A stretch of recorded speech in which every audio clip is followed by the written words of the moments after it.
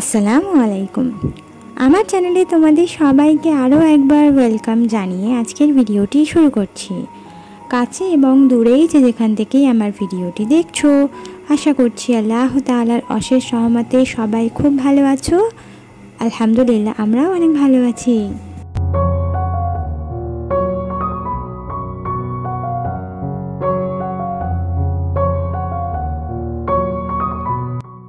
তো ইদানিং রোজার ব্লগগুলোকে তোমরা এত বেশি ভালোবাসা দিচ্ছ, যেটা আমি এক্সপেক্টই করিনি। তো তোমাদের সবাইকে অনেক ধন্যবাদ, আর এইভাবেই আমার পাশে থাকার অনুরোধ রইল। আর আজকের ভিডিওটা আশা করছি তোমাদের কাছে একটু হলেও ভালো লাগবে, তাই ভিডিওটা না টেনে শেষ পর্যন্ত দেখার অনুরোধ করছি।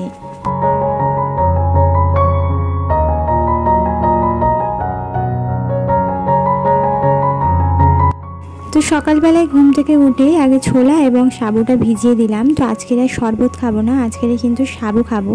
তো প্রত্যেক দিন একই রকম জিনিস খেতে কারই বা ভালো লাগে বলো? তো সেই কারণে আজকে একটু সাবু ভিজিয়ে দিয়েছি, সাবু খাবো। আর ছোলাটা তো ভিজাতেই হয়, ভোরের বেলা মনে থাকলে না ভোরের বেলায় ছোলাটা আমি ভিজিয়ে দিই। আর যদি ভোরের বেলা ভুলে যাই তাহলে সেক্ষেত্রে সকালবেলায় ভিজিয়ে দিই। তো সারাদিনে সন্ধ্যে 6টার মধ্যে তো ভিজে যায়, কোনো অসুবিধা হয় না। তো বেশিরভাগ ক্ষেত্রে সকালে দুদিন ভিজিয়েছি, একবারই যা ভোরের বেলায় ভিজিয়েছি।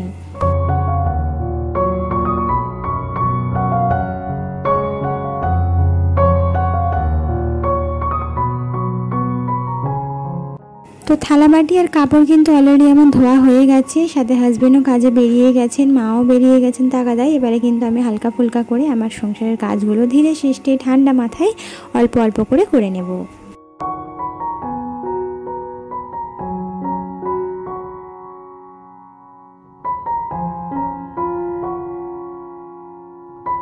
তো ঘর পরিষ্কারের সবথেকে মেন পার্ট হচ্ছে বিছানাটা গোছানো। বিছানাটা যতক্ষণ না পর্যন্ত পরিপাটি করছি আমার মনের মধ্যে শান্তি আসে না। আর সেই সাথে বিছানাটা না গোছানো পর্যন্ত তুমি তোমার ঘরের চারিদিকটা যতই ক্লিন করে রাখো না কেন, তোমার ঘরের লুকটা একেবারেই ভালো আসবে না। তো তুমি ঘরে সিম্পল যদি একটা নতুন চাদর পেতে দাও তাহলে দেখবে তোমার ঘরের লুকটাই চেঞ্জ হয়ে গেছে। তো ব্যাপারটা এটাই যে ঘরের বিছানাটাকে যদি তুমি সুন্দর করে গুছিয়ে রাখতে পারো, দেখবে তোমার ঘরের 80% লুক কিন্তু অলরেডি এসেই গেছে, মানে সুন্দরটা কিন্তু তুমি পেয়েই গেছো।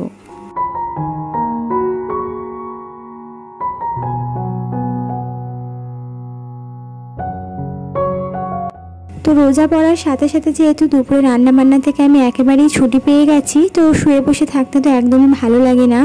তো যেটা করি সব থেকে মেন, আমি যে রাখির কাজটা নিয়েছিলাম সেটা করছি। সন্ধ্যার পর থেকে তো আর একদমই হয় না, কারণ এদিকে তোমার সেহরি বলছি সরি, যে ইফতার করতে করতে অনেকটা দেরি হয়ে যায়। তারপরে দেখা গেল কি অনেক বেশি তো একটু থালাবাটি বেরিয়ে যায়, সেগুলো ধোয়া থাকে, সাথে আমার ভিডিওর এডিটিং থাকে, সাথে রান্নাবান্না যেহেতু দুপুরে করছি না সেগুলো রান্নাবান্না থাকে, তো মেয়েকে খাওয়ানো, তো এগুলো তো রয়েছে। তো সন্ধ্যের পরে না আর আমি না এই রাখির কাজটা আর করতে পারি না, পুঁতির কাজটা। তো সেটা সকালবেলা যেহেতু সময় পাই সকালবেলা কিছুটা করে নিই।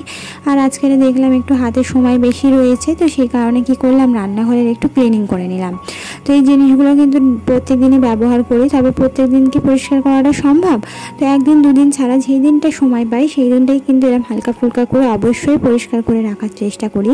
কারণ মেয়েদের ক্ষেত্রে মানে গৃহিণীদের ক্ষেত্রে কিন্তু রান্নাঘরে কেটে যায় 24 ঘন্টার মধ্যে বেশিরভাগ সময়টা কিন্তু তোমার রান্নাঘরেই কাটে। তাই রান্নাঘরটা যদি না সুন্দর থাকে তাহলে কিন্তু এখানে এসে কাজ করতে না একদমই ইচ্ছে করে না, বিশ্বাস করো। তাই চেষ্টা করি রান্নাঘরটাকে মনের মতো করে সাজিয়ে রাখতে, যদিও এখনও পুরোপুরি মনের মতো করে আমার গোছানো হয়নি, মানে এখনও অনেক কিছু ভাবনা চিন্তা আছে আমার এই রান্নাঘরটা নিয়ে, অনেক কিছু চিন্তা আছে।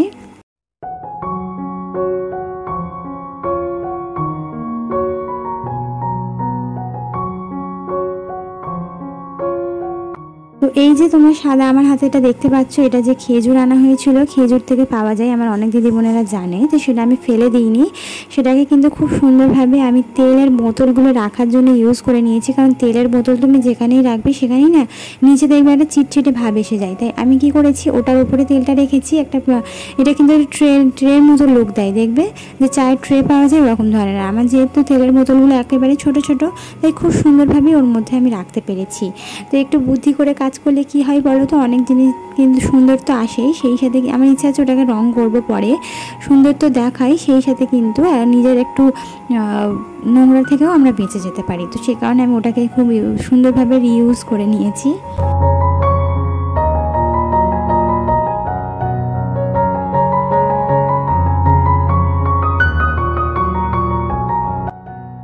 তো এই যে রান্নাঘরটা, এই রান্নাঘরটা নিয়ে আমার অনেক স্বপ্ন আছে, অনেক ভাবনা চিন্তা আছে। তো সেটা তোমাদের ভালোবাসা পেলে একটু একটু করে আল্লাহ পাকের ইচ্ছা থাকলে অবশ্যই পূর্ণ করতে পারবো ইনশাআল্লাহ, এটুকু তো আমার বিশ্বাস আছেই। হ্যাঁ, যে এই যে রান্নাঘরটা, এটা কিন্তু আমার ইচ্ছা আছে আমার নিজের উপার্জনের টাকা দিয়ে আমি গড়ে তুলবো। জানি না কতটুকু পরিমাণে আমি এটাকে সফল করতে পারবো বা কতটুকু পরিমাণে এটা আমি করতে পারবো, তবে তোমরা আমাকে এইভাবে ভালোবাসা দিয়ে যাও, ইনশাআল্লাহ খুব তাড়াতাড়ি হবে। তো আমার অনেক দিদিমণিরাই বলেছেন যে দিদি কি তুমি এখনও পেমেন্ট পাওনি, মানে ইউটিউবের ফার্স্ট পেমেন্ট তুমি কি এখনও টাকা পাওনি? তো না দিদি বোনেরা, আমি কিন্তু এখনও টাকা পাইনি, আর আমি টাকা পাবো তোমাদের সাথে শেয়ার করবো না, এটা তো হতেই পারে না। তো আমি পেমেন্ট পেলে সব থেকে প্রথমে তোমাদের সঙ্গে অবশ্যই শেয়ার করবো, এই নিয়ে কোনো চিন্তা তোমাদের করতে হবে না। সব থেকে বড় কথা হচ্ছে পেমেন্ট পাওয়ার সাথে সাথেই তোমাদের সঙ্গে আমি ডেফিনেটলি শেয়ার করব যে কত টাকা পেয়েছি বা কী, কতটা আমার স্ট্রাগল সম্পর্কে কিছুটা বলবো। আর অবশ্যই বেশি আর বাকি নেই, অল্প কিছু বাকি আছে। তো তোমরা থাকো আমার সঙ্গে, অবশ্যই তোমরা খুব তাড়াতাড়ি আর কি সেই দিনটা দেখতে পাবে যেদিন আমি আমার হাতে আমার পরিশ্রমের উপার্জনটা পেয়েছি।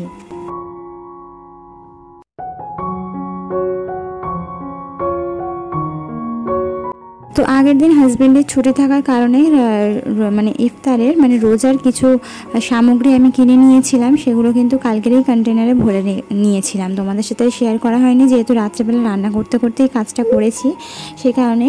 তবে তেল টেলগুলো ঢালা হয়নি, তো এখনই ঢেলে নিচ্ছি। আর কন্টেনারে করে ছোলা, বেসন, সাবু, চিড়ে, যেগুলো আর কি রোজার মাসে লাগবে, সেগুলো সবগুলোই কিন্তু আমি কন্টেনারে করে সুন্দরভাবে ভরে নিয়ে সাজিয়ে রেখেছি, যাতে ছট করে আমার হাতের কাছে থাকবে, আমার দেখলে মনেও পড়ে যাবে যে আজকে এটা খাবো, কালকে ওটা খাবো। তো এই হিসেবে কিন্তু আমি সাজিয়ে গুছিয়ে রেখেছি।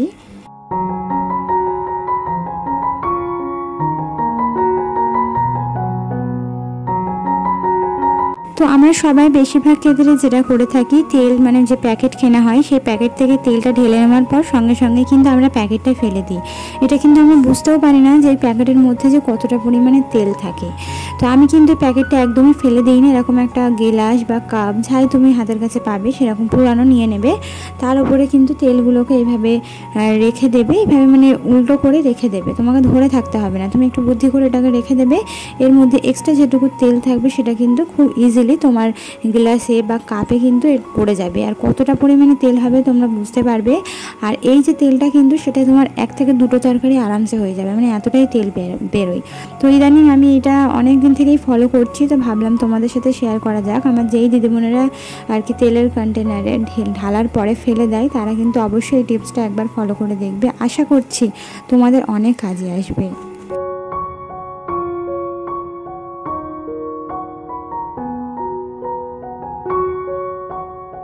তো আগেও বলেছি যে আমার যেহেতু আজকের একটু সময়টা বেশি পেয়েছি, তো সে কারণে আদা রসুনটা করে রাখছি। তো ফ্রিজে যেটুকু আছে 2 থেকে 3 দিন হবে, এর বেশি হবে না। তো হয়তো দেখা গেল কি যে যেই সময়টা শেষ হলো সেই সময়টা হয়তো আমি করতে পারছি না বা হাতে সময় নেই, তো এখন সময় পেয়েছি, এখনই ঝট করে এটাকে আমি একটু একটু করে ছাড়িয়ে রেখে দিচ্ছি।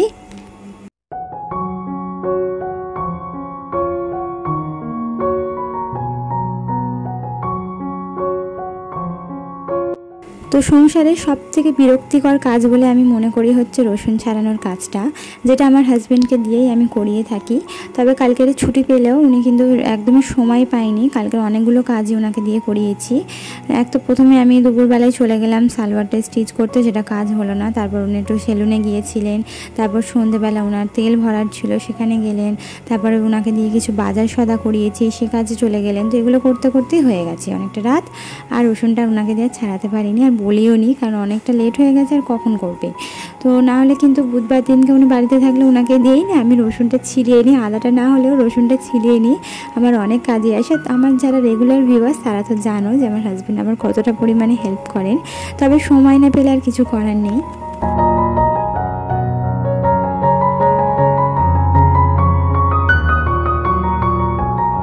তো ওদিকের কাজকর্ম সেরে এদিকে এলাম, আসার পরে এই যে মেয়ে ঘুমিয়েছে, ঘুমানোর পরে আমি গোসলটা করে ছাদের মধ্যে জামা কাপড়গুলো মেলে দিয়ে, আর যা সকালে জামা কাপড় ছিল সেগুলোকে তুলে নিয়ে এসে নামাজটা পড়তে বসেছি।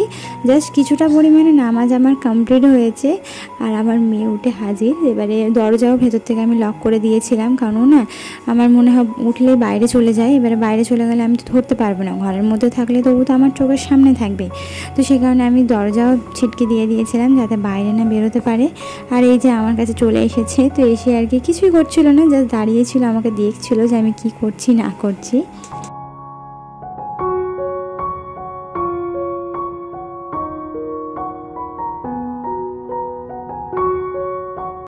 তো যেই দিদি বোনেরা আমার চ্যানেলের মধ্যে নতুন এসেছো, আমাকে প্রথমবার দেখছো, আমার ভিডিও দেখতে তোমাদের যদি একটু ভালো লেগে থাকে তাহলে অনুরোধ করবো আমার চ্যানেলটিকে সাবস্ক্রাইব করে অবশ্যই বেল আইকনটা প্রেস করে দেবে।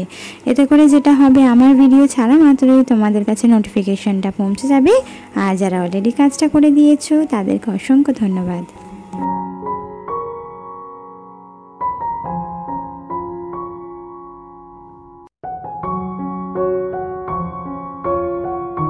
তো জোহরের নামাজ কমপ্লিট করে শুয়েছিলাম, মেয়েকে নিয়ে বিজি ছিলাম। তারপর টুকিটাকে কিছু কাজকর্ম করেছি, ছাদ থেকে জামা কাপড় তুলেছি।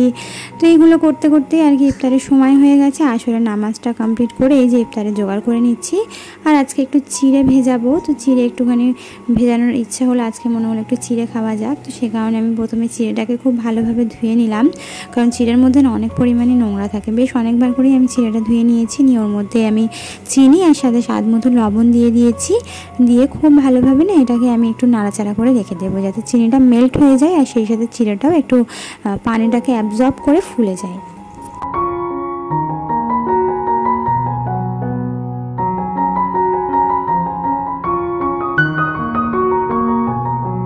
তো ভিডিওটা দেখতে দেখতে ভিডিওর কোনো অংশ ভালো লাগলে একটা লাইক করতে ভুলবে না। তোমাদের একটা লাইক পরবর্তীতে এই ভিডিওটা আমার অনেক দিদি বোনেদের কাছে পৌঁছে যেতে সাহায্য করবে।